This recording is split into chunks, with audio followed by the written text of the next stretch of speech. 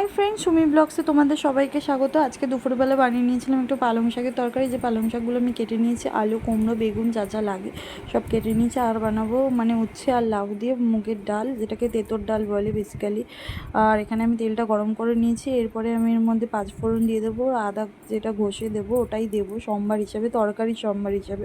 তারপরে ওর মধ্যে একটু আলু ভেজে নেব। আলুটা প্রথমে আমি হলুদ দিই না, কিছুক্ষণ নুন দিয়ে কিছুক্ষণ ভাজার পর তারপরে আমি হলুদটা দিই।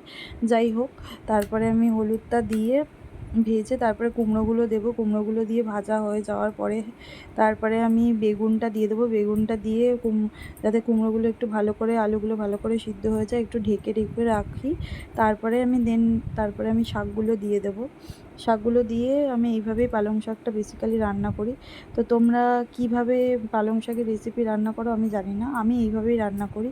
তো তোমরাও জানিও তোমরা কীভাবে রান্না করো, সেইভাবেই আমি ট্রাই করব। তো তোমরা দেখতে থাকো ভিডিওটা। তা আজকে আমি বানিয়েছিলাম পালং শাকের তরকারি, উচ্ছে দিয়ে, লাউ দিয়ে ডাল, আর হলো রুই মাছ ভাজা।